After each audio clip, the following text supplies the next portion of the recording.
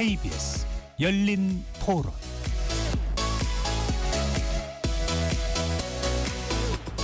안녕하십니까? KBS 열린 토론 배종찬입니다. 내일은 8월 15일 우리나라가 일제강점기를 벗어나 해방을 맞이한 날입니다. 1945년부터 2025년 대한민국의 80년은 격동 그 자체였습니다. 전쟁 후 폐허가 된 땅 위에서 세계 10위권의 경제강국으로 자리매김했고 정치, 경제, 사회, 문화 전반에서 성장을 거듭해 선진국 대열에 올랐었다는 평가를 받고 있습니다. 하지만 미래 80년을 낙관하기엔 걸림돌이 적지 않은 상황인데요. KBS 1라디오 열린 토론 광복절을 기념해 대한민국의 80년사를 돌아보는 시간을 준비했습니다. 오늘 그 첫 시간 경제편으로 세계 최빈국에서 경제 10위권으로 성장한 대한민국 80년간의 궤적을 통해 미래를 전망해 보겠습니다. KBS 1라디오 열린 토론 광복 80주년 특집 대한민국 80년 어제와 오늘 지금부터 시작합니다. 치열한 토론 속에서 더 나은 세상을 찾아갑니다. 올바른 세상을 만드는 첫걸음. 평일 저녁 7시 20분 KBS 열린 토론. 오늘 토론 함께해 주실 두 분의 경제 전문가 소개합니다. 경제사학회장을 역임하고 계신 김두월 명지대 경제학과 교수 나오셨습니다. 네, 안녕하십니까, 김두월입니다. 알기 쉽게 경제 현안을 풀어주시는 경제 전문가시죠. 박정호 명지대 특임 교수 자리해 주셨습니다. 네, 안녕하세요. KBS 열린 토론 문자로 참여하실 분은 샵 9730으로 의견 남겨주실 수 있고요. 단문 50원, 장문은 100원의 정보 이용료가 없습니다. KBS 1라디오의 모든 프로그램은 유튜브에서도 함께 할 수 있으니까요. 많이 들어와 주시고 구독 꾹 눌러주시고 좋아요도 많이 보내주시면 좋겠습니다. 광복 80주년을 맞아 대한민국 경제사 80년 시민분들은 어떤 생각을 가지고 계신지 먼저 듣고 오겠습니다. 광복 이후서부터 지금까지 천지개벽했다라고 할 것 같고요. 한강의 기적이라고 그러고 예전에는 뭐 아시아의 4대 용 뭐 이런 얘기까지 나왔고 급격한 성장 속에서 우리가 좀 놓친 부분이 없지 않아 있다. 출산율이 저하돼서 이제 생산 인구가 부족한 상황이 되고 군대에서 나라 지킬 사람이 없을 정도로 예전에는 너무나도 자연스러워서 몰랐지만 좀 소홀히 했던 부분 그런 게 우리의 발목을 잡는 게 아닐까. 그 시절에는 대기업도 내수 시장에다 팔아먹는 것 이외에는 그 선진국에서 OEM으로다가 다 주문 들어와가지고 공장도 가동됐던 거고 눈 떠보니까 발전했더라고. 그걸 언제 알았냐 하면은 그 한강 둔치를 걸을 때 꽤 잘 조성이 돼 있더라고. 아, 우리나라도 많이 발전했구나. 그때 알았어요. 한때는 그냥 당연하게 생각했지만 지금 이제 사람들의 가치관도 바뀌고 있는데 사회 구조는 아직 안 바뀌어 있고 뭐 그런 데서 오는 갈등들이 좀 있잖아요. 뭐 어떻게 보면 빠른 경제 성장의 뭐 비용, 뭐 뒤늦게 치르는 대가라고 볼 수도 있겠죠. 60년대, 70년대 태어난 사람들은 어떻게 보면 좀 어려운 세상에서 태어나서 점차적으로 부를 축적해 나간 부분들은 있고 근데 지금 젊은 세대들은 그래도 부유한 환경에서 태어났잖아요. 그리고 나서 이 친구들이 계속 부를 축적해 나가기에는 경쟁이 너무 치열하고 기회도 별로 없고 그래서 앞으로 경쟁력 있게 또 나가려면 경쟁력 있는 자기 자신만의 무기들을 좀 만들어야 되는데 그런 부분들에 대한 노력은 좀 약하지 않은가. 그런 부분의 노력들은 좀 해야 된다고 생각을 합니다. 시민분들의 의견 어떻게 들으셨는지요? 1945년 광복 이후 80년이라는 세월이 흘렀습니다. 먼저 경제 80년을 돌아보면 어떻게 한 문장 또는 한마디로 정의 내려볼 수 있을까요? 우리 경제를 먼저 김 교수님은요? 기적이라는 말이 뭐 딱 맞는 것 같습니다. 제2차 세계대전 이후에 우리나라와 같은 성과를 보인 나라가 전 세계 200여 개 국가 중에 뭐 대한민국 뭐 비슷하다면은 뭐 타이완 정도가 있으니까요. 뭐 그렇게 적은 일이 발생한 거를 우린 보통 기적이라고 부른다면 기적 같은 일이다 이렇게 말씀드릴 수 있겠습니다. 네, 우리 뭐 한강의 기적이라는 이야기도 있으니까 박 교수님께서는요? 네, 저도 같은 표현인 것 같은데요. 아시아의 대표적인 최빈국에서 아시아를 리드하는 최고의 선진국으로 올라왔다. 이게 지금의 80년의 대한민국의 변화를 설명하는 게 아닌가 이렇게 생각을 합니다. 네, 빈국에서 지도국가로.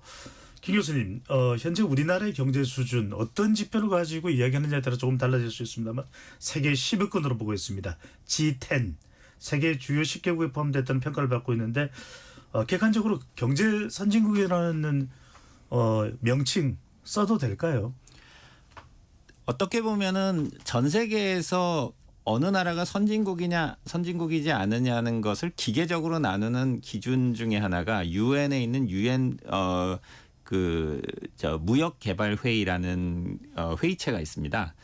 여기에서 우리나라가 지난 수십 년 동안 개발도상국으로 분류가 돼 있다가 네. 2021년에 그 기구가 한국은 더 이상 개발도상국이 아니고 선진국이라고 아예 그 분류를 따로 이제 옮겼습니다. 이렇게 옮겨진 나라가 사실은 뭐 거의 없다고 보시면 되겠고요. 뭐 그것이 뭐 1인당 GDP라든가 여러 지표에 기반한 것이긴 하지만 궁극적으로 우리가 전 세계적으로 공인한 그런 하나의 상징적인 사건이라고 할 수 있겠습니다. 네, 그냥 단순히 우리가 우기는 게 아닙니다. 이제는 대한민국을 경제 선진국으로 보는데 박 교수님, 네. 강복절이는 만큼 우리가 일본 이야기를 안 할 수가 없는데 지난 수십 년간 우리가 일본을 뭐 경제적으로는 부러워하고 쫓아가고 했는데 그래서 뭐 일제다, 일제야 이런 이야기도 있었는데 지금은 오히려 대등한 또는 앞서기도 한다는 이야기를 들을 정도로 GNI 1인당 국민 총소득에서는 지난해 일본을 앞섰다고 하네요. 어떤 의미로 봐야 될까요? 네, 사실 뭐 환율적인 효과도 솔직히 좀 있기 때문에 그것으로 우리가 뭐 일본을 무조건 앞섰다 이렇게 평가할 수는 없을 수 있는 부분이 있습니다. 그럼에도 불구하고 예전에는 이럴 수 있는 게 아무리 환율 효과가 있다 하더라도 상상할 수 없는 일이었거든요. 그렇기 때문에 진짜 한국의 경제적인 위상이라는 게 1인당 국민 소득이라든가 이런 것들을 기준으로 했었을 때도 충분히 의미 있는 수준으로 바뀌었다라고 말씀드릴 수 있고요. 그리고 뭐 1970년대 80년대는 일본 경제가 호황이 있어야지만 한국 경제가 호황이 있을 정도로 일본의 어떻게 보면 의존적인 경제 구조를 가졌던 것들이 상당히 있습니다. 그런데 최근에는 한국의 특정 산업이 성과를 내야 일본의 소부장 기업들이 그거에 연동해서 성과를 낸다 할 정도로 우리가 앞서서 B2C 시장에서 끌고 나가는 부분이 많아진 것도 사실입니다. 네, 7, 80년대는 우리 성장이 일본이 90년대 들어서는 중국이 이제는 우리가 전 세계로 나아가고 있는데 박 교수님이 조금 지난해 말부터 우리가 좀 정치적으로 불안하지 않았습니까? 네. 좀 이제는 해소가 됐습니다만 국가 신용 등급이 상당히 중요할 수 있는데 뭔가 좀 안 좋게 조정될 수도 있습니까? 무디스 관계자가 한국을 온다. 대체로 이제 신용평가사 그러면 무디스, 피치, 뭐 스탠다드 앤 푸어스 등이 있는데 네. 국가 신용 등급이 좀 조정될 우리가 기대하는 것과는 다르게 그렇게 될 가능성이 있습니까? 이게 많은 분들이 국가 신용 등급에 대해서 약간 오해를 하시는 부분이 있는데요. 국가 신용 등급은 사전적으로 어떤 나라의 변화를 예측해서 그걸 선반영하는 것이라기보다는 오히려 사후적으로 그런 변화를 국가 신용 등급이라는 것에 반영해서 객관성 그리고 공신력 그리고 신뢰성을 더 제고하는 게 일반적으로 국가 신용 등급의 평가 체제입니다. 대표적으로 IMF 외환위기 때 우리가 그 외환위기를 경험한 뒤에 국가 신용 등급이 강등되는 것이거든요. 아니 국가 신용 등급 평가에서 IMF 외환위기 올 줄도 몰랐느냐 이런 불확실성한 걸 선반영하는 게 아닙니다. 따라서 우리나라의 정책적 리스크, 정치적 리스크 뭐 이런 것들이 있었다 하더라도 그게 최종적으로 어떤 결론으로 흘러서 국가 신용 등급에 반영될 정도가 아니라면 미리 반영되지 않는 게 일반적입니다. 따라서 이번에 의미 있는 사람이 한국에 온다 하더라도 그게 뭔가 불안감이 있기 때문에 온다 그런 마음이 개인적으로 있을진 모르겠습니다만 신용 등급에 그걸로 반영되지는 않습니다. 김 교수님은 어떤 생각입니까? 우리가 좀 신용 등급을 많이 의식할 필요가 있을까요? 좀 그건 이제는 조금 우리가 의연할 필요가 있을까요? 어떨까요? 신용 등급이 어떻게 되느냐는 거는 우리 경제에 뭐 국채의 뭐 가격이라든가 뭐 여러 가지 면에서 영향을 주기 때문에 굉장히 중요하긴 합니다. 그런데 방금 전에 박 교수님도 말씀을 주셨지만 여러 가지 우리나라를 평가하는 국제기구들의 활동들 이런 것들을 이제는 과거와는 좀 다르게 그걸 좀 볼 필요는 있습니다. 예를 들어서 이거는 뭐 요즘만의 일은 아니지만 예를 들어서 그 IMF라든가 이런 데서 한국 경제의 성장률 같은 걸 발표를 하지 않습니까? 사실은 IMF에 있는 사람들이 그걸 발표하기 전에 한국에 와서 한국개발연구원이라든가 이런 한국의 주요 인사들에게 다 물어보고 나서 하는 겁니다. 예. 그러니까 이게 그냥 거기 있는 사람들은 저 하늘에 있는 사람들이고 한국에 있는 사람들은 그 사람들로부터 뭔가 뭐 좀 이상한 표현입니다. 뭐 계시를 받는다든가 지도를 받는다든가 이런 관계가 전혀 아니거든요. 오히려 그 사람들이 오면 한국 상황을 그 사람들한테 우리가 잘 설명해주고 이런 과정을 통해서 그 여러 가지 뭐 그 IMF의 전망치라든가 예. 아니면은 그 국가 신용 등급 결정이라든가 이런 것들이 이루어지는 것이기 때문에 그런 부분들에 대해서는 조금 이제는 우리 국민들도 저 사람들이 오는구나 이렇게 그냥 인식을 하면 되지 않을까. 물론 그런 사람들이 올 때 우리가 준비가 안 돼 있으면 충격을 받을 수 있죠. 우리가 약하고 뭔가 위태로울 때는 충격을 받습니다. 네. 하지만 현재 한국 경제가 뭐 그렇게 외부에서 온 몇몇 전문가들의 뭐 이런 평가에 그렇게 휘둘릴 만한 그런 상황이라고는 저는 판단하지는 않고요. 네. 그런 면에서 그 일상적인 어떤 상황이라고 보면 되지 않을까 그렇군요. 생각합니다. 교수님 말씀이 참 중요한 거 이제는 한국 경제가 구조가 상당히 두꺼워졌다. 우리가 어디 쉽게 바람에 흔들릴 수 있는 그런 구조는 아니다. 물론 뭐 자만하거나 우리가 방심해서는 안 되겠습니다만. 자, 박 교수님이 보기에는 지난 80년을 되돌아볼 때 한국 경제입니다. 어느 지점이 가장 결정적인 순간이었다. 어느 시점이었다. 이런 게 있을까요? 네, 저는 60년대에 우리나라의 경제 개발의 어떤 방향타를 수입 대체 전략이 아니라 수출 지향 정책으로 잡았던 것이 지금까지 두고두고 잘한 일이다라는 생각을 많이 갖게 됩니다.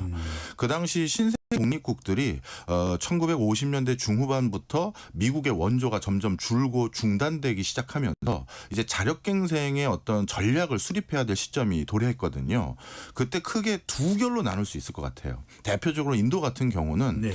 외국에서 수입해오던 걸 더 이상 의존하지 않게 내수에 수입 대체하는 어떤 산업들을 내수 중심으로 인커리지 해보자. 이런 것들을 선택했던 국가들이 일련의 국가들이 있고요.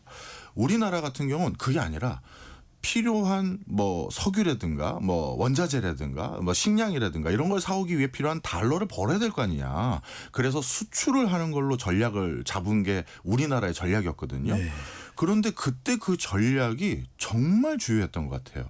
왜냐하면 수입 대체를 했던 국가들은 그 신생 독립국으로 그 조악스러운 산업 인프라 그리고 소비자들의 눈높이 거기에만 맞춰서 물건을 만들면 되다 보니까 그리고 외국 물건 들어오는 건 보호무역주의로 막아버리니 뭔가 산업이 숙성되고 디벨롭할 수 있는 기회가 스스로 줄어드는 거예요.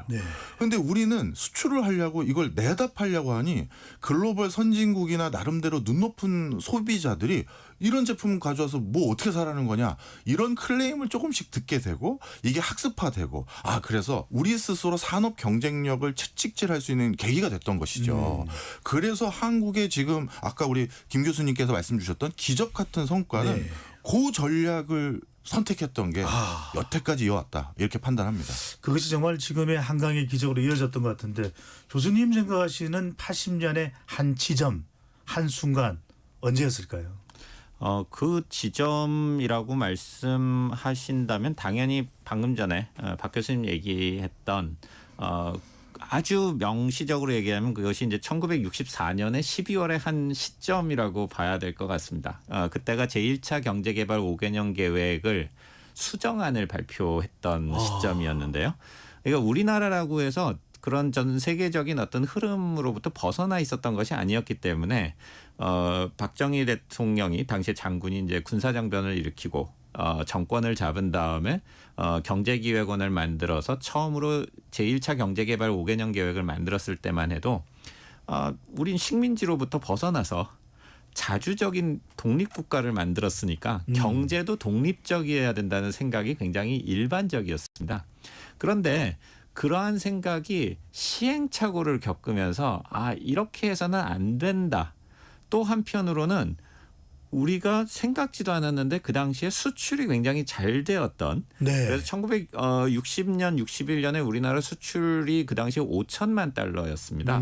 수입이 5억 달러인데 수출이 5천만 달러인 정말 극심한 무역 적자 상태였는데 1964년까지 약 2, 3년 사이에 불과 2, 3년 사이에 수출액이 5천만 달러에서 1억 달러로 증가를 하거든요. 네.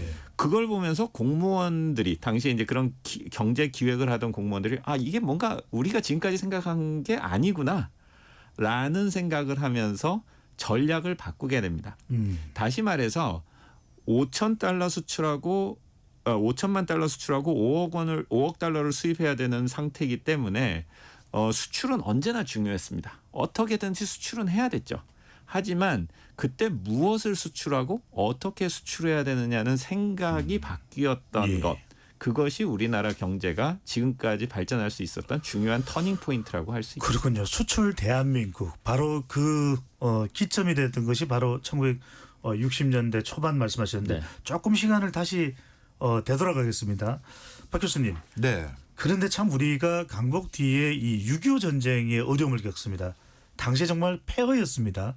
지금도 미국에서 전세 경제 전문가들이 그 폐허 위에서 지금의 서울의 기적, 대한민국의 기적을 이야기하는데 당시에 이 6.25 전쟁 직후는 어떤 정도의 상황이었습니까? 네, 사실 경제적으로는 우리가 일반적으로 1인당 국민소득 뭐 이런 것들을 가지고 많이 얘기를 하지 않습니까? 뭐 1945년도에 뭐 60달러다, 뭐 50몇 달러다 이런 통계들을 봤을 때 얼마 전에 학생들에게 그걸 얘기를 해줬더니 공 하나 빠진 거라고 생각할 정도로 네. 정말 안 믿더라고요. 교수님 왜 빼세요? 그리고 아프리카에는 뭐 에티오피아라든가 어느 나라보다 우리가 못 살았다 그렇게 얘기하면 진짜 안 믿는 수준이었거든요. 진짜 경제적으로는 그 수준에서 시작을 했고요. 또 사회적인 인프라에서도 정말 열악했습니다. 바로 한국 전쟁이 일어나기 직전인 일제 강점기 시절만 하더라도요. 그때 나름대로 추정치입니다만 우리나라 성인들의 문맹률, 네. 그 글을 읽고 쓸 줄 모르는 문맹률이 78%다. 70%가 넘었다라는 게 추정치입니다. 근데 그때 비슷한 시기에 일본을 보면요. 문해율이 95%가 넘었어요. 그러니 바로 밑에 있는 일본과 한국의 어떻게 보면 기본적인 교육 인프라 그리고 교육의 숙성도 이런 것들이 그렇게 극명하게 차이가 났다라는 건 야, 그 당시 우리나라의 상황이 얼마나 열악했는지를 단적으로 알 수 있는 거죠. 네. 교수님이 김 교수님께서는 칼럼도 제가 읽었습니다만 전쟁 그 폐허 속에서 우리 경제 성장의 기초가 마련됐다는 또 분석도 하셨더라고요. 그렇습니다. 사실은 우리가 보통 대한민국의 경제 성장이 어떻게 이렇게 기적적으로 가능했느냐는 이야기를 하게 되면 네. 대부분의 그 전문가들이 60년대에 있었던 경제개발 계획 그리고 수출지향적 경제 발전 전략에 이제 초점을 맞추고 대개 50년대에는 뭔가 이제 이런 그 침체로부터 벗어나지 못하는 암울한 시기로만 생각하던 경향이 있었습니다. 그런데 이제 제가 강조하고 싶었던 것은 60년대에 아무리 이런 정부가 수출지향적 경제성장 전략을 짠다고 해서 그것이 바로 이렇게 그 구현될 수 있는 건 아니거든요. 공장도 있고 인력도 있고 기업가도 있고 해야 그러한 전략이 실제로 작동을 할 수가 있었는데 그럼 60년대 초에 어떻게 수출을 그렇게 크게 늘릴 수 있었던 기업들이 어떻게 해서 형성이 됐느냐라는 거를 추적을 해보면 그 기업들이 50년대부터 이제 형성이 돼가는 겁니다. 네. 그리고 그 50년대에 그렇게 형성돼간 기업들이 어떻게 가능했느냐를 추적을 해 들어가 보면은 미국으로부터의 원조가 굉장히 큰 역할을 하죠. 교수님 그 기업이 현대, 삼성 이렇게 진행이 되는 거네요. 예, 그렇죠. 뭐 삼성이라든가 그런데 이제 당시에는 직물 산업이 굉장히 중요했기 때문에 어떤 면에서는 지금은 사라진 내지는 굉장히 작아진 기업들이 많고요. 물론 이제 삼성 같은 기업들은 이제 직물 산업을 했으니까 그런 산업들 거기서부터 계속 연결이 됩니다만 그래서 이 1950년대 한국 전쟁으로 인해서 공장도 파괴가 되고 기술자들도 다 일본인들이 일본으로 가고 그래서 생산이 원활하지 않던 시기에 그 미국에서 그 면방직 기계를 이렇게 공짜로 제공을 하고 네. 그다음에 면화도 공짜로 제공을 하고 그런 과정을 통해서 생산력이 급격하게 상승을 하게 됩니다.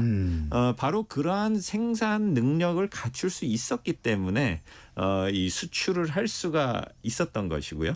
그런 면에서 대한민국의 경제 성장의 토대에는 여러 가지 요소가 있었습니다만 미국으로부터의 원조가 큰 역할을 했는데 이 부분도 한 가지만 강조를 해서 말씀드리고 싶은 것은 원조를 받은 나라는 이 세상에 굉장히 많지만 그 원조를 제대로 활용한 나라는 대한민국이 거의 유일하다라는 차원에서 그런 부분들도 우리가 꼭 기억해야 될 부분이라고 생각을 합니다. 교수님 말씀대로 원조를 받던 나라에서 이제는 ODA를 통해서 원조를 주는 나라로 대한민국은 변신을 했습니다. 앞서 말씀드렸던 대로 6.25 전쟁 그리고 60년대에 수출 주도 국가로 경제개발 5개년 계획을 시작한 이후에 박 교수님 1991년까지 경제개발 계획이 쭉 이어집니다. 자, 이 30년, 60년 후반, 70년, 80년 대한민국 급격한 성장을 합니다.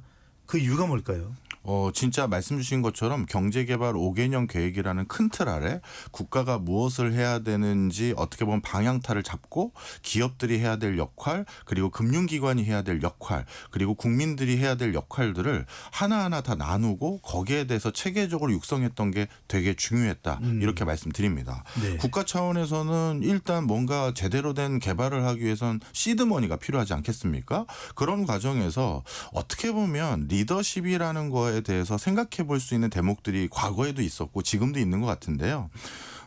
우리나라는 당연히 일본 그러면 일제강점기를 극복한 지 얼마 안 된 시점에서 일본과 뭐 수교를 맺는다라든가 일본에게 도움을 받는다든가 여기에 대해서 굉장히 노이로제성으로 경기를 일으킬 수 있는 요소겠죠. 그런데 일본과 이젠 화해를 하고 그걸로 인한 시드를 활용해야 된다. 이런 것들은 아마 그때 사회에서도 뜨거운 논쟁거리였을 겁니다. 하지만 그런 것들을 시드로 활용하는 그것을 어떻게 보면 정치적 결정을 한 거죠. 그렇게 했고요. 그 과정에서 초기에 그 자금들의 성격을 보면 우리가 60년대 70년대 그리고 솔직히 80년대까지도 조금 어떤 구조로 성장해 왔었던 맥이 있었는지를 알 수 있는 여지가 하나 있는데요.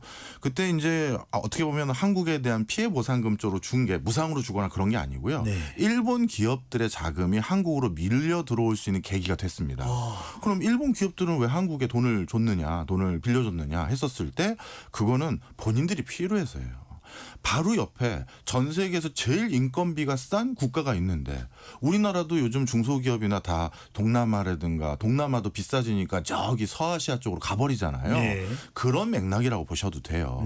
그래서 뭐 진짜 한국에게 미안해서 이렇게 줬고 그런 건 아니고 서로 윈윈할 수 있는 구조가 있다고 생각해서 그때 적지 않은 일본 자금이 들어왔었고요. 그걸 기반으로 해서 한국과 일본 기업인들이 같이 뭔가 뭐랄까요? 밸류체인을 구성할 수 있는 여지가 있었고 그 흐름에 이어서 80년대까지 우리가 적지 않게 성장하는 계기가 됐던 건 사실입니다. 예. 그때 월남 전쟁도 있었고요.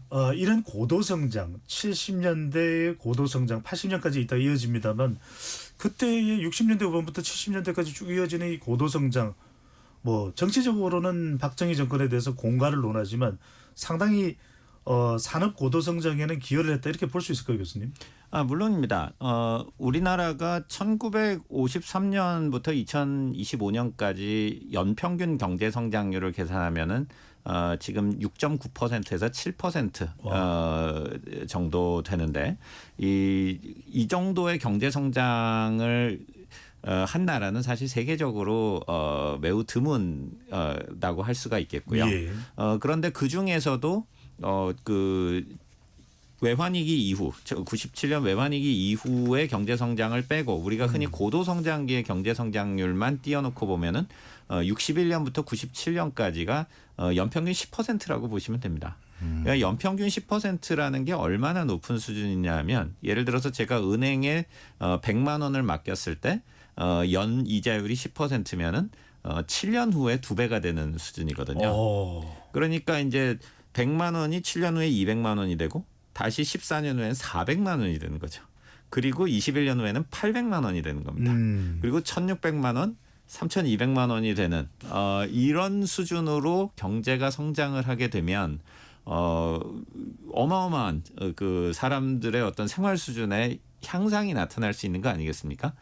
바로 그러한 급격한 경제 성장이 그 1961년부터 79년까지 박정희 대통령 기간 그리고 네. 이제 그 이후에 80년대까지 이어진 것이 여러 가지 정치적인 논란은 물론 당연히 우리가 이제 그것도 살펴봐야 될 부분이지만 그렇게 경제 성장이 있었던 것이 오늘날 우리가 이렇게 부유한 어떤 그 경제를 가지게 된 토대라고 하겠습니다. 네.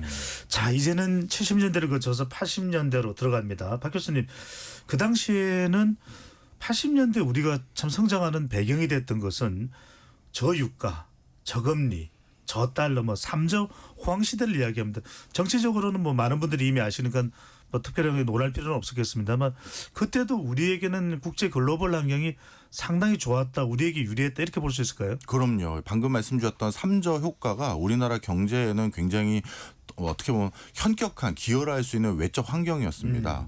일단 뭐 저유가라는 건 우리가 에너지를 거의 전량 의존해서 무언가를 생산해서 그걸 바탕으로 다시 수출을 하는 국가에서 생산 단가를 낮출 수 있는 계기가 되는 것이고요. 같은 맥락에서 유가도 싼데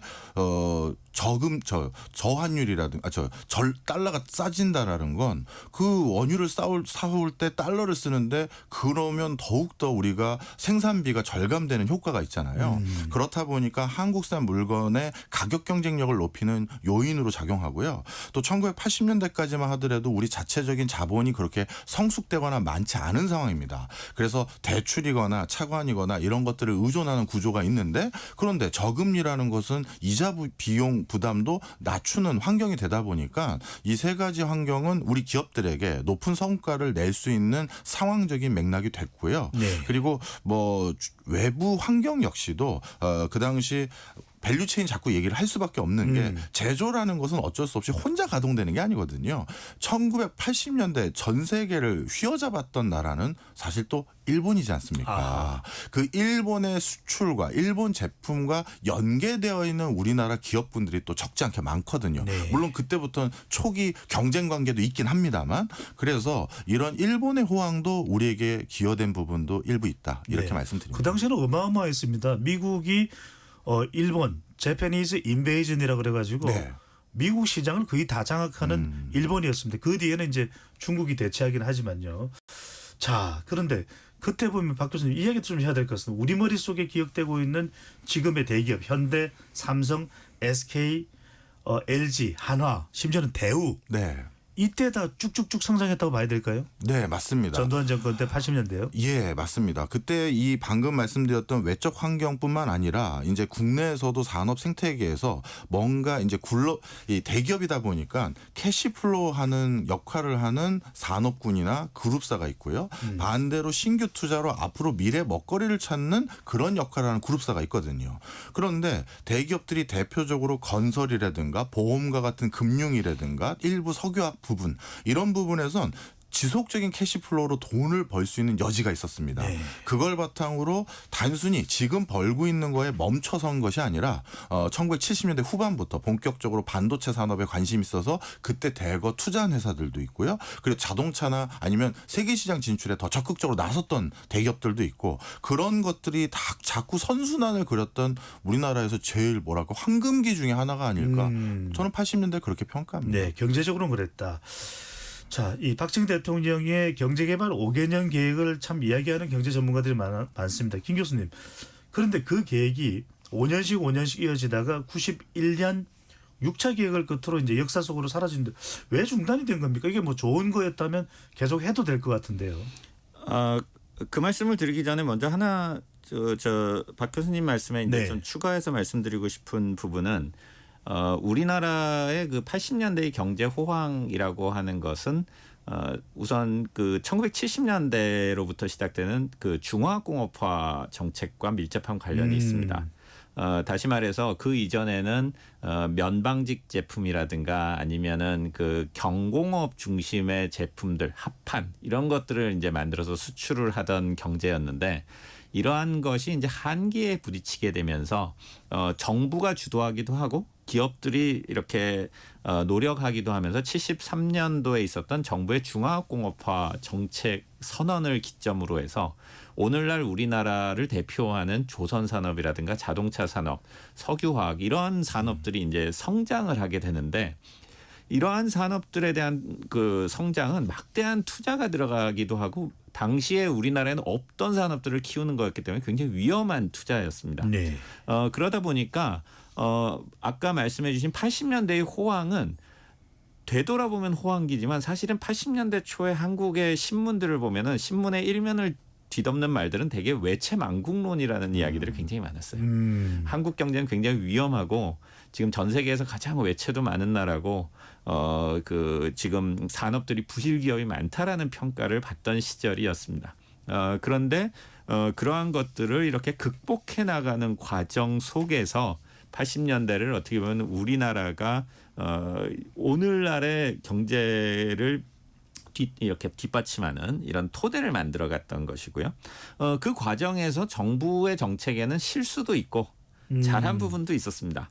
다시 말해서 이렇게 전 국가의 산업 구조를 바꾼다는 것이 쉬운 일이 아니었기 때문에 네. 정부는 그런 것들을 원활하게 하기 위한 계획들을 만들고 노력은 했습니다만 그러한 것들을 여러 차례 해서 6번의 경제개발 5개년 계획을 하고 나니까 1991년이 되면 우리나라가 이미 중진국에 들어섰고요. 네. 80년대 중반을 거쳤을 때 중진국 수준을 넘어서기 시작을 했고 그러다 보니까 더 이상 경제개발 5개년 계획을 가지고 우리나라 경제를 이끌어간다는 것이 이게 시대착오적이라는 것을 이제 인식을 하는 거죠.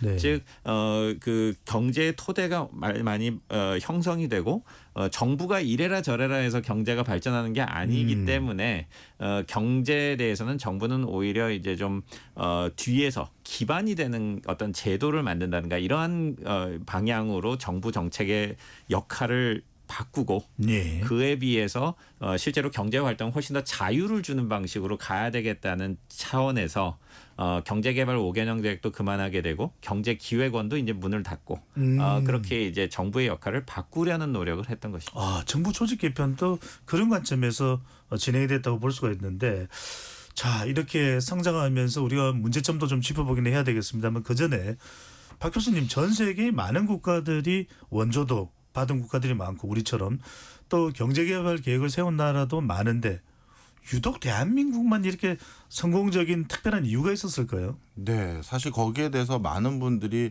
뭐 어떻게 해석하느냐에 따라서 좀 이론들이 많이 있는데요. 이건 뭐 제 개인적인 사견입니다만 경제사학회 학회장님 앞에서 할 말은 아닙니다만 제 사견입니다만 서구의 역사를 보면요. 항상 시작이 정치혁명이 먼저 일어났습니다. 뭐 청교도혁명, 시민혁명, 명예혁명. 그래서 그 정치혁명이 개인 차원에서는 거주 이전의 자유, 그리고 직업 선택의 자유, 그리고 자신의 시간과 돈을 어디다 쓸 수 있을지에 대한 자유 이런 것들이 상당히 많이 부여되는 환경이 됐고요. 그런 환경이 되니까 그걸 기반으로 산업혁명이라는 게 일어날 수 있었던 겁니다. 영지가 뭐 너는 값어치야, 너는 뭘 생산해서 얼마까지는 나한테 납품하고 나머지만 가져야 돼. 이런 환경이 아니라 자유시민으로서 내가 호기심 어리고 내가 관심 있는데 내가 뭔가 투여할 수 있는 환경이 된 거거든요. 정치혁명 때문에. 그것 때문에 그 기반이 있었기 때문에 사실 산업혁명이라는 게 있을 수 있었던 거예요. 창발적이고 창의적인 발명품에 내 시간을 온전히 쓸 수 있는 자유의지가 부여된 거죠. 그렇게 해서 산업혁명이 일어나고 났더니 적지 않은 국가들이 이제 국가에서 국부를 지속적으로 늘릴 수 있는 중요한 그 뭐랄까요? 토대는 회사와 공장에서 체계적으로 그 규칙을 지키면서 합을 맞춰서 일할 수 있는 양질의 시민을 얼마나 많이 육성하느냐가 국부를 배양하는 굉장히 중요한 요소로 바뀌어버린 겁니다. 그래서 마지막에 산업혁명 다음에 일어나는 게 교육혁명입니다. 이 여기서 말한 교육혁명은 이제 교육이 의무가 되거나 공교육 제도가 도입되는 이런 것들을 말합니다. 그래서 국가마다 약간의 편차는 있지만 큰 흐름이 외국 같은 경우는 정치혁명, 산업혁명, 교육혁명 이렇게 이어지는데요. 그런데 우리나라는 우리가 의도했다고 볼 수는 없습니다만 해방 이후 제일 먼저 했던 게 초등학교 의무교육, 성인 문맹퇴치운동, 교육혁명을 먼저 했고요. 그다음에 그 교육적인 토대가 있었기 때문에 산업혁명 했을 때 1960년대 70년대 아까 중화학공업이나 예. 이런 게 산업혁명이잖아요. 우리에겐. 그게 두 번째가 산업혁명이고 그리고 지금 마지막에 요즘도 이제 정치적으로 좀 시끄럽고 뜨겁고 갈등의 골도 있지 않습니까? 저는 이제 정치혁명의 끝자락에 있는 게 아닌가 이렇게 생각이 듭니다.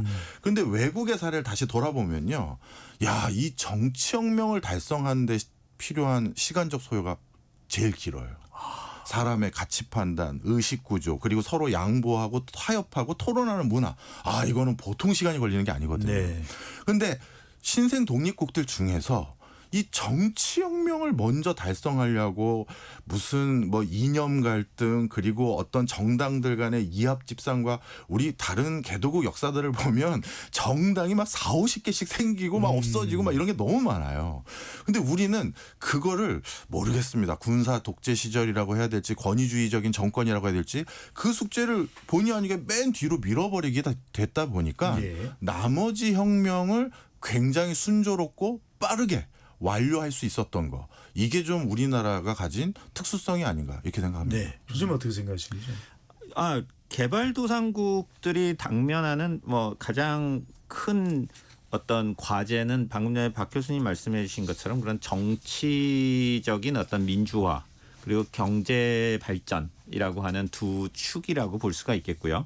물론 이제 그거를 어떻게 보면 뒷받침하는 것이 교육이라고 할 수가 있겠는데 여기에 대해서는 굉장히 오랜 논란이 있고 여전히 논란이 있습니다만 경제 발전이 민주화를 추동하는지 아니면 민주주의가 발전을 해야 경제 발전도 가능한지라고 하는 어떤 근본적인 문제가 어떻게 보면 사회과학의 가장 핵심적인 질문 중에 하나라고 볼 수가 있겠습니다. 그런데 뭐 그 이야기를 다 한다기보다 제가 말씀드리고자 하는 것은 대한민국은 경제 발전과 민주화를 달성한 굉장히 모범적인 케이스다. 많은 나라들이 그 둘을 달성하지 못하기 때문에 늘 어떤 사회가 선진국이 됐다고 할 수가 없는 뭐 가장 대표적인 나라가 지금의 중국이죠. 중국과 같은 경우에는 지난 30여 년 동안 어마어마한 이제 경제 성장을 이루었는데 지금 중국의 1인당 GDP가 뭐 한 $10,000에서 $15,000 사이 정도라고 할 수가 있고 그것이 우리나라가 1980년대에 그 중진국에 도달했던 그 수준이라고 보면 되거든요. 그러니까 우리나라가 그 당시에 80년대 그 굉장히 많은 고통을 겪으면서 민주화를 위해서 나아갔던 그 시기와 지금 일치를 하는데 과연 중국이 여기에서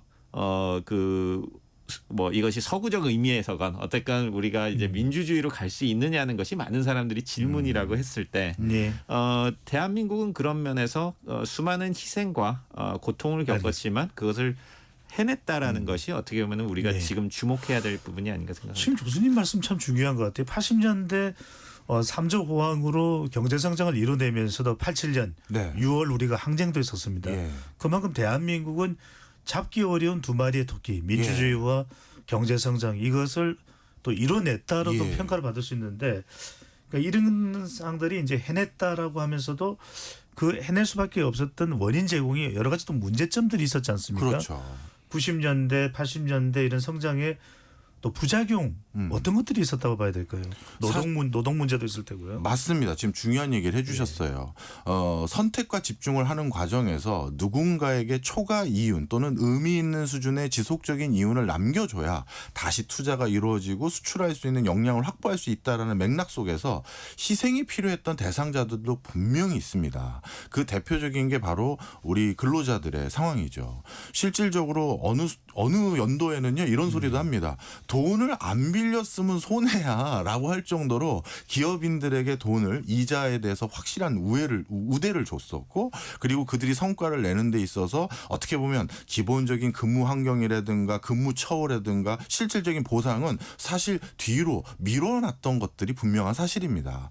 그런 과정에 어떤 응집된 에너지가 이제 일정 수준 이상이 지나고 나서 80년대부터 본격적으로 수위 위로 올라오게 된 것이고요. 그런 것들은 어떻게 보면 보면 자연발상적이었다고 생각을 합니다. 이 정도까지 살게 됐는데 도대체 언제까지 누가 양보하고 누가 희생해야 되느냐 이런 부분들이 많이 있었을 것이고요. 또 대기업 중심의 경제 구조와 그다음에 산업 정책에 대해서도 그때부터 이제 많은 우려를 제기하게 됐고 그래서 중소, 중견, 소상공인들에 대한 목소리도 높여지는 게 본격적인 80년대 후반부터 지금까지 이어져 오고 있는 흐름이죠. 네. 교수님 그렇게 본다면 좀 성장 속도를 조절했었어야 됐던 건가요? 너무 고도 성장 할 일이 아니라 노동 문제. 우리는 지금 뭐 전태일도 기억을 하고 있고 또 참 노사분규도 많지 않았습니까? 그런 부분들을 좀 잘 조절하지 못할 수밖에 없는 이유가 있었을까요? 그러니까 역사에 대해서 만일이라고 하는 가정을 도입한다는 게 참 쉽지 않은 일입니다. 그러니까 우리가 만약에 좀 더 그 성장률은 낮더라도 어떻게 보면은 제도를 좀 이렇게 잘 다지고 사람들의 희생을 적게 하는 어떤 경제 성장 경로는 가능했을까라는 궁금함은 있을 수 있지만 실제로 그것이 가능했을지에 대해서는 참 쉽게 말하기는 어려운 것이 아까 모두에 말씀드린 것처럼 많은 나라들이 우리보다 경제 성장률은 낮은데 그렇다고 해서 민주주의를 충분히 잘 달성했는지 그리고 그렇게 하면서 조화로운 경제 성장을 하고 있는지라는 질문을 이렇게 되돌려 보면 그렇게 우리는 저 나라처럼 했었어야 되는데라고 할 만한 나라를 찾기 어렵다는 면에서는 방금 질문해 주신 데에 대해서 참 안타깝지만 그랬어야 했다고 쉽게 말씀드리기는 좀 어려울 것 같습니다. 네. 역사에 가정은 없는 것이니까요.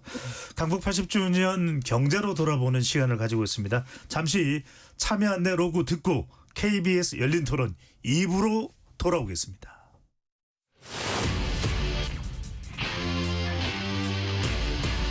토론에 정답은 없습니다.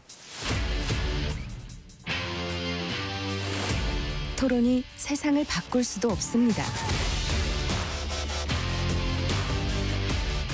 하지만 질문은 새로운 세상을 만들 수 있습니다. 질문으로 올바른 세상을 만드는 첫걸음 KBS 열린 토론.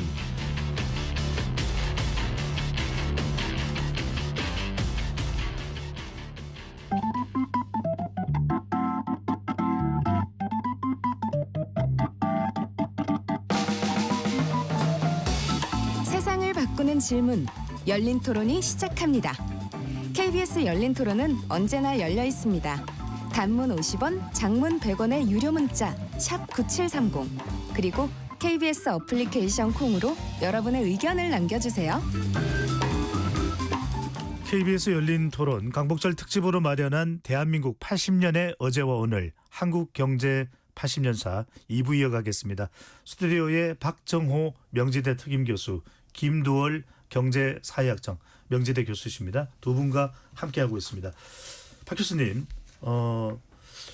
자, 이 2000년대 이후, 네. 2000년대 이후 이야기를 하기 전에 우리 경제의 분기점이 됐던 것은 IMF 외환위기 이야기를 안 할 수가 없습니다. 네. 정말 수많은 사람들이 이때 세상이 달라졌다는 걸 알게 됐다. 은행원들의 눈물을 우리는 지금도 기억을 하고 있습니다. IMF 사태로 불리는 외환위기 어떤 원인이었던 겁니까? 사실 저는 이게 참 우리 사회에 너무 뼈아팠던 순간인 것 같습니다. 내부적으로도 어떻게 보면 구태의연한 경제 구조, 경제적인 시스템 분명히 고쳐야 될 것들 있었습니다. 그걸 부정하는 건 아닌데요. 이게 한 번에 이렇게 뼈아프게 터지게 됐던 결정적인 이 IMF 외환위기는 우리 내부의 요인보다도 외적인 게 먼저 촉발됐던 것이 사실입니다. 대표적으로 동아시아 전체의 외환에 대한 리스크, 태국이 바트화를 달러와 거의 패그에 유사할 정도로 고정 환율제를 유지하는 것들을 포기하게 됐고, 그래서 아시아 신흥시장에 대한 여러 외환 시장에 대한 우려들이 국제사회에서 불거지게 됐고요. 그게 단기간에 우리나라에서 외화 자금이 빠져나가게 되는 기폭제가 됩니다. 그리고 그 당시에는 이제 우리나라도 뭐 예를 들어서 금융 선진화라든가 OECD 가입 등등 이런 것들을 통해서 시스템을 선진화한다라는 미명 아래 몇 가지 제도적인 허들을 낮췄거든요. 그 과정에서 단기 외채에 대한 관리 시스템이 잠시 부재했었습니다. 그러다 보니까 실제 순식간에 이렇게 외화 자금이 빠져나가고 그걸 빠져나가고 있다는 사실 자체를 모니터할 수 있는 어떤 제도적인 장치가 미비한 이 상황에서 IMF 외환위기까지 흘러가 버리게 된 거예요. 그리고 나서 IMF 외환위기 상황에서 이제 이렇게 됐으니 문제점이 뭐냐 하면서 문제를 지적하다 보니까 진짜 A부터 Z까지가 동시에 도마 위에 올라가게 됐고 대표적으로 뭐 분식회계부터 그다음에 뭐 순환출자부터 다양한 사회 문제들 우리가 다 익히 알고 있었던 걸 동시에 이걸 해결하라는 어떻게 보면 뭐랄까요 사회적인 어떤 당위성까지 형성되다 보니까 너무 많은 사람에게 뼈아픈 충격을 준 상황이 돼버렸죠. 네. 김 교수님 지금도 기억하면 그 잔상이 사라지지 않습니다. 상당히 우리 경제 구조가 시스템상으로는 좀 취약했던 거 아닌가. 또 IMF의 이 일정 기간 동안 지배를 받습니다. 그때 기억나는 게 깡드시 총재. 네. 또 기업 인수 합병이 이루어졌고 또 타이에 의한 경제 시스템 변화까지도 겪고 이른바 그때 유행했던 이야기가 글로벌 스탠다드 얘기가 나오는데 참 어려웠는데 또 우리가 빨리 극복을 하거든요. 이 경쟁력은 또 어디서 오는 겁니까? 아직도 외환위기와 관련해서는 우리가 너무나 잘 아는 역사적 경험임에도 불구하고 잘 모르고 있는 것들이 굉장히 예. 많다고 저는 생각을 하고요. 그러니까 역시 또 좀 거슬러 올라가 보면은 1980년대 초에 이제 전두환 정권이 이제 들어선 다음에 그 정치적으로는 굉장히 그 억압적이었음에도 불구하고 그때부터 우리나라 경제 자유화 조치를 이제 한 단계씩 실시를 하죠. 그래서 처음에는 그 전까지만 하더라도 우리나라가 이제 관세도 높았고 외국 무역 역조가 심하니까 이렇게 해외 물건들을 사지 않는 방향으로 하던 것을 수입 자유화 조치들을 상당히 이제 많이 하고 그래서 이제 그 다음에 80년대 말에 혹시 뭐 기억하실지 모르지만 여행 자유화 같은 것도 하지 않습니까? 기억납니다. 예. 그리고 이제 그렇게 하면서 물건, 사람, 자본의 이 이동을 좀 더 자유화하는 조치들을 단계적으로 해나가는데 그 중에 이제 자본 자유화가 사실은 제일 어려운 문제다 보니까 이걸 1단계, 2단계, 3단계 이런 식으로 진행을 해나갔는데 거기에서 아까 박 교수님 말씀하신 것처럼 이 자본 자유화가 일어났을 때 무슨 일이 일어나는지를 예측하기도 어려웠고 그것을 하기 위해서는 어떤 장치들을 해놔야 되는 것도 잘 몰랐고 그러다 보니까 1997년 말에 사람들이 이게 막 외환에 대한 수요가 왔는데 실제로 외환이 이렇게 비어 있다는 사실을 몰랐죠 그때. 그럴 정도의 이 제도적 미비함이 있었지만 네. 근본적으로는 뭐 짧게 말씀드리면 두 가지. 그러니까 하나는 우리가 오늘날까지도 한국 경제를 이렇게 뒷받침하고 있는 그 제조업의 어떤 그 기초 체력이라고 하는 것이 당연히 중요한 역할을 했다라고 생각을 하고요. 또 하나는 이런 이걸 경제학자들은 보통 이제 어떤 개혁 같은 걸 할 때 천천히 하는 개혁이 있고 정말 이 콜드 터키라고도 부르는데 급격한 예. 굉장히 고통스럽지만 급격하게 고칠 건 진짜 고치자라고 하는 개혁을 하는 방법이 있죠. 그래서 우리나라가 어떻게 보면은 그것이 공과를 떠나서 그걸 택했었던 것이고 그러다 보니까 바로 그 다음에 경제 성장률이 그 98년에 마이너스 뭐 5%까지 떨어졌던 경제 성장률을 다시 제자리로 돌려놓고 그리고 불과 몇 년 사이에 그 IMF로부터 빌려온 돈도 다 갚고 네. 정말 IMF에서 이런 나라는 처음 봤다라고 하는 사례를 만들게 된 금도 것이 모으지 않았습니까? 그런 노력도 그게 사실은 금모으기라는 것을 이렇게 좀 뭔가 그런 거 왜 해? 내지는 그거 한다고 이게 극복되는 게 아니야라고 이렇게 좀 말씀하시는 분들도 있지만 저는 그것을 하려는 그 국민들의 어떤 노력, 결집력을 우리가 좀 이런 외환 위기를 극복하는 근본적인 동력이 아니었을까 생각합니다. 네. 제가 아까 말씀드린 박 교수님 그때 그래서 제가 많이 들었던 이야기 중에 하나가 바로 글로벌 스탠다드. 네. 그러니까 이런 IMF 시기를 거치면서 대한민국이 그전에는 좀 어깨뽕 들어가고 사실은 골골했는데 그것이 체질적으로 상당히 좀 개선됐다라는 그런 또 평가도 나오네요. 네, 맞습니다. 사실 그 덕분에 저는 바로 그 한 불과 10여 년 뒤에 있었던 이번에는 글로벌 금융위기. 이 글로벌 금융위기를 우리나라가 상대적으로 다른 OECD 국가에 비해서 수월하게 극복할 수 있었던 이유가 딱 10여 년 전에 있었던 우리나라 역사상 그 해방 이후 가장 극심한 위기, 경제 위기를 극복하는 과정에서 많은 대기업들이 군살빼기 이미 했고 재무적인 건전성 이미 구비했고 국가에서도 제도적이고 시스템적으로 금융, 외환 이런 것들을 안정적으로 관리할 수 있는 것들을 다 그때 완비를 했다라고 해도 과언이 아니거든요. 그러는 상태에서 우리는 미리 어떻게 보면 구조조정을 해서 슬림화를 해놨는데 위기가 터지니까 한국은 그 불과 딱 10년 뒤에 있었던 글로벌 금융위기를 그 덕분에 슬기롭게 극복한 게 있었고요. 오히려 서브프라임 모기지부터 시작했던 그 위기를 그 미국부터 유럽부터 다른 나라들은 너무 혹독하게 경험하게 된, 어떻게 보면 우리는 먼저 된소리를 맞은 게 그 다음 된소리를 안 맞은 계기가 됐다. 저는 그렇게 평가하고 있습니다. 네. 자, 금융위기 이야기는 잠시 뒤에 또 좀 해보도록 하고요. 근데 IMF 외환위기 때 참 그때 고통스럽긴 했습니다. 많은 분들이 일자리를 잃고 이제는 정년이라는 거, 평생 직장이라는 건 없어졌다. 김 교수님, 근데 당시 인수합병 지금 기억해 보면 뭐 현대반도체가 또 합병이 되는 상황들, 또 대우의 많은 기업들이 또 인수합병 당하는 그런 상황이 벌어졌는데 궁극적으로는 그때의 그런 체질 개선이 좋았다고 봐야 될까요? 그 뒤에 우리가 금융위기까지 극복하는데 좀 하여튼 또 도움이 됐다 이렇게 평가를 해야 될까요? 아니면 고통이었다고 봐야 될까요? 방금 전에 박 교수님 말씀해 주신 것처럼 그때 이루어진 구조개혁은 천천히 했건 급격하게 했건 어쨌든 했어야 될 구조개혁이었습니다. 예를 들어서 1960년대 우리나라가 처음으로 경제가 막 그 호황을 누리고 그래서 막 10%씩 경제 성장을 하고 막 이러던 그 경제 성장의 초기 단계가 되니까 어떤 일이 일어나냐면 너도 나도 돈을 벌겠다라고 해서 사업을 시작하고 네. 이러다 보니까 부실 기업들이 어마어마하게 늘어났거든요. 사람들이 만들어 놓으면 팔리니까 어떻게든지 중요한 거는 좋은 물건을 뭐 제대로 만든다기보다 어디서든지 어떻게든 돈을 갖다가 사업을 하는 거죠. 그러다 보니까 부실 기업이 너무 많이 생겨서 1960년대 말에 정부가 사실 그때 제일 고민하던 문제 중에 하나가 어떻게 이 부실 기업 문제를 해결할 것이냐. 기업들이 채무가 너무 많아가지고 그러니까 그 당시엔 기업들이 전부 다 뭐 사채도 갖다 쓰고 막 이런 상황에서 결국에는 너무 채무가 많아서 기업들이 다 망하게 생기니까 정부가 초헌법적인 조치를 취하게 되는 거죠. 그게 이제 83 조치라고 하는 것을 1972년에 내립니다. 83 조치의 핵심은 뭐냐면은 돈 빌린 거 안 갚아도 된다는 거를 국가가 선언을 한 겁니다.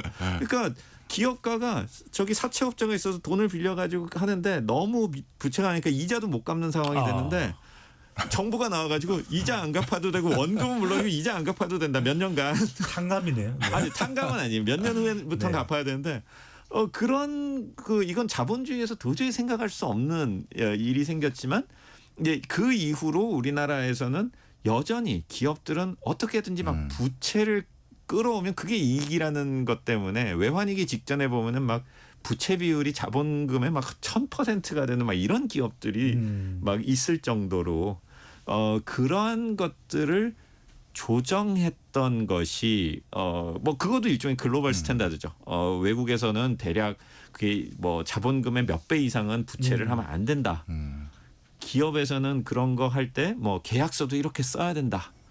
이런 것들을 그 기준을 그때 다 만들고 정리하는 과정이 있었다는 것이 아까 말씀해 주신 우리나라 기업들의 구조조정의 가장 핵심적인 부분이었고 기업의 건전성을 어마어마하게 높인 거죠. 한편으로는 선진국 경제 구조로 가는 또 경로였다 이렇게 또 볼 수 있을 것 같은데 네. 박 교수님 2008년 금융위기 네. 이 금융위기는 우리가 이미 IMF를 잘 경험하고 극복했기 때문에 좀 더 쉽게 이겨낼 수 있었다는 말씀 주셨는데 2008년 금융위기의 전후에 네. 또 그 이후에 우리 경제, 세계 경제는 또 어떤 변화를 맞이하게 된 겁니까? 네, 가장 중요한 변화는 역시 차이나의 급부상입니다. 중국 경제가 급부상하면서 그 당시 어떻게 보면 중국이 전 세계의 급환부를 끌 수 있는 유일한 대안으로 급부상하게 됩니다. 누군가는 투자를 해줘야 되고 누군가는 소비를 해줘야 되는데 그 중심에 바로 중국만 쳐다볼 수밖에 없는 상황이 돼버린 것이죠. 예. 그러다 보니까 중국이 그때 급성장을 하고 그 당시 중국이 어떻게 보면 또 레버리지도 또 적극적으로 활용하기 시작했습니다. 미국발 서브프라임, 이 부동산과 관련된 이 금융위기인데 그 극복에 모태는 또 중국이 되네요. 그렇습니다. 그리고 사실 미국도 그걸 기대를 해줬었어요. 그러다 보니까 중국이 소비, 투자 전 세계로 나아가면서 부실된 기업들도 인수해주고 또 많은 나라의 제품들도 직접 소비해주고 또 투자도 해주고 이런 것들이 그 당시 중국의 어떻게 보면 급성장의 또 모멘텀이 됐고 국제사회에서 중국이라는 나라에 의미 있는 비중을 갖게 만든 계기가 됐는데요. 바로 그 당시 또 중국이 성장하는 그 과정에서 또 수혜를 받았던 대표적인 나라가 또 한국입니다. 왜냐하면 그 당시에는 대중국 무역 수지 흑자 규모가 정말 계속해서 늘고 쌓여가고 있었을 때이기 때문에 중국이 뭔가 실질적인 내실 있는 성장이든 아니든 간에 계속 경제를 돌린다는 것은 우리에게 기회가 되는 것이거든요. 그것도 우리가 글로벌 금융위기를 아주 수월하게 극복하는데 결정적인 계기가 됩니다. 네, 베이징 효과를 무시할 수도 없었을 것 같다는 생각이 드는데 몇 차례 이제 이런 경제 위기 2008년 이후에는 딱히 아주 용어로 정리되는 그런 위기는 코로나 사태가 뭐 코로나는 이제 또 뭐 경제 직접적인 경제 변수라기보다는 어떤 바이러스 관련된 네네. 부분이니까요. 자, 이런 몇 차례의 위기를 극복하는 과정에서 교수님 보시기에 여전히 뭐 근본적인 변화가 좀 필요하다. 우리 경제 개선에 과제가 있다. 외부의 충격을 통해서 변화도 했습니다. 하지만 여전히 우리가 안고 있는 문제, 변화시켜야 될 과제 뭐라고 보시는지요?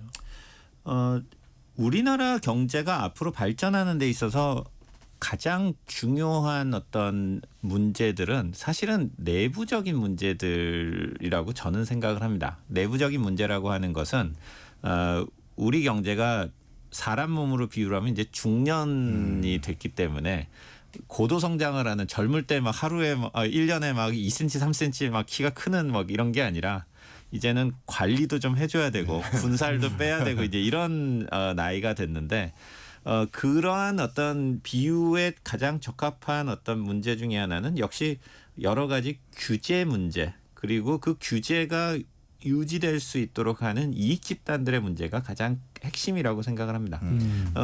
가장 대표적인 것이 이제 자격증 문제 같은 것들인데요. 면허.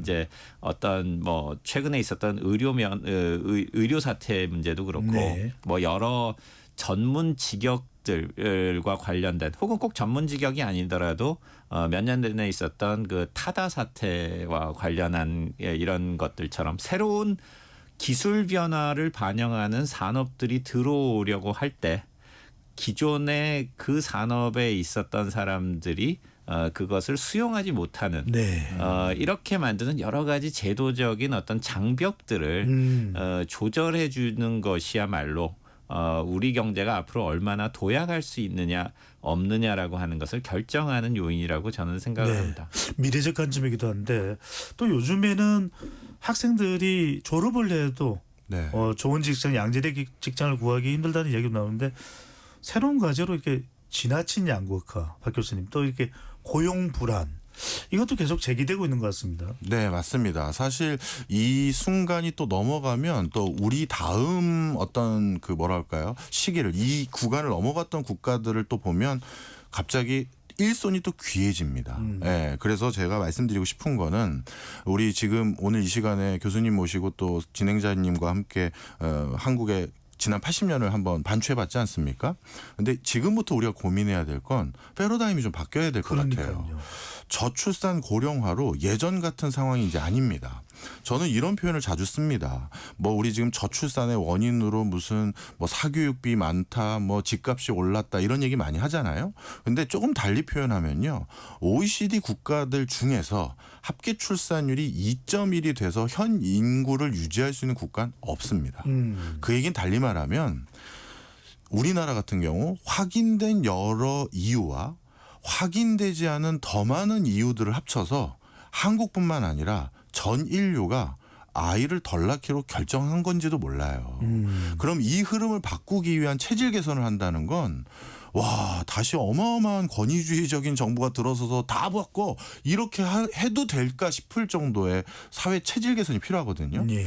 저는 없는 거를 기대하기보다는 국가는 실패하면 안 됩니다. 그래서 저는요, 이제는 경량화된 국가에 대한 고민을 해야 되고요. 그럼 우리 지금까지 앞서서 60년 동안 제일 잘했던 게 수출 지향적인 경제 구조 만들고 달러 많이 버는 게 우리 주요였다 말씀드렸잖아요. 왜 그랬느냐? 인구는 자꾸 느는데 석유 소비량 더 많이 사와야 되고 먹거리 더 많이 사와야 되고 소비할 거 더 많이 사와야 되니까 돌려야 되는 거예요.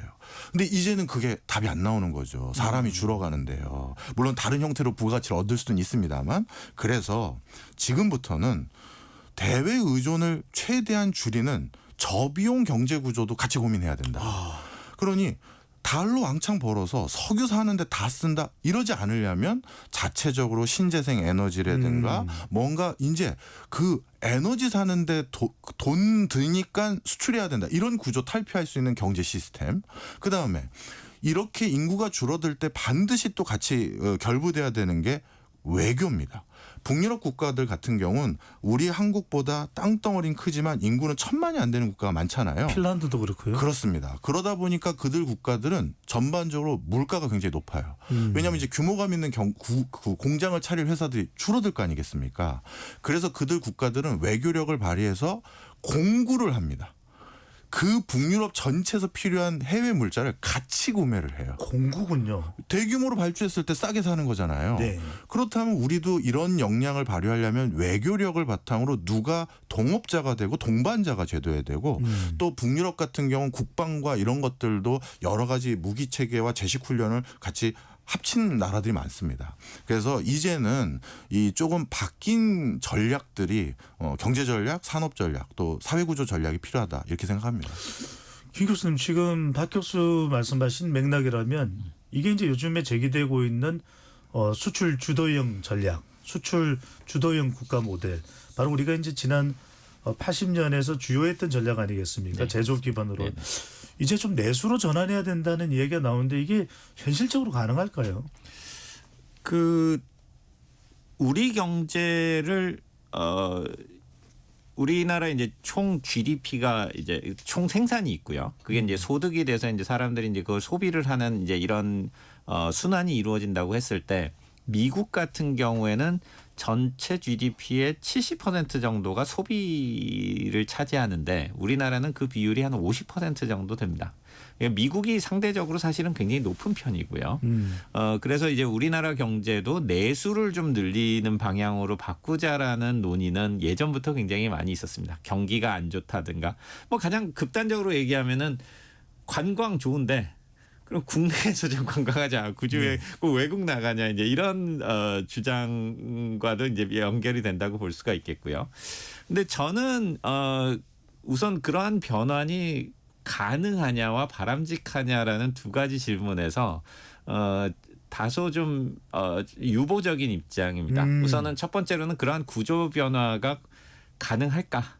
라고 하는 부분이 자신 있게 얘기하기가 굉장히 좀 어렵고요. 네. 그다음에 이게 바람직하냐라고 그랬을 때 물론 우리나라 거 잘 쓰고 그러면 좋죠. 그런데 우리나라 거 잘 쓰면서 외국에는 물건을 팔고 싶은 만큼 팔면서 안 사고 우리나라 거 안에서만 한다? 이거는 사실은 불가능하고 그러면은 그냥 팔지도 말고 안에서 우리끼리 잘 생산하고 잘 소비하자라고 하는 방향으로 바꾼다는 것이 그렇게 되면은 그 소위 말하는 이제 규모의 경제가 이제 위축이 되기 때문에 훨씬 더 어떻게 보면 우리가 비싸게 생산하고 비싸게 소비해야 되는 삶으로 바뀔 수가 있거든요. 예.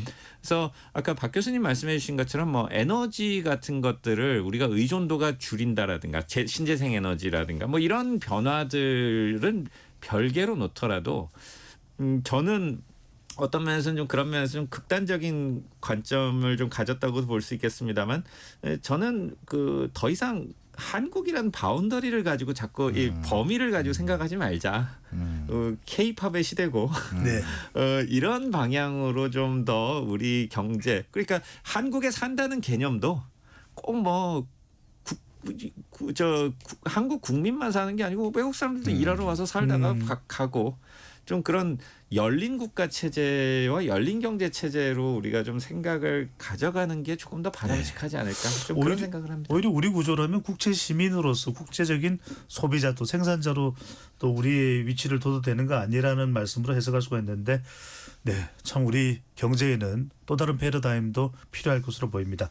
KBS 열린 토론 강국 80주년 기념으로 80년 경제사를 지금 되돌아보고 있는데요. 끝으로 두 분께 과연 그렇다면은 앞으로 어떤 돌발 변수, 상호 관세도 이제 단기적으로 우리에게는 임박해 있는 변수가 될 수 있습니다만 앞으로 우리가 어떤 위협 요인을 대비하면서 또 다른 80년에는 800년 될지도 모르는 우리 경제에 대한 대비를 해야 될까요? 박 교수님부터요. 예.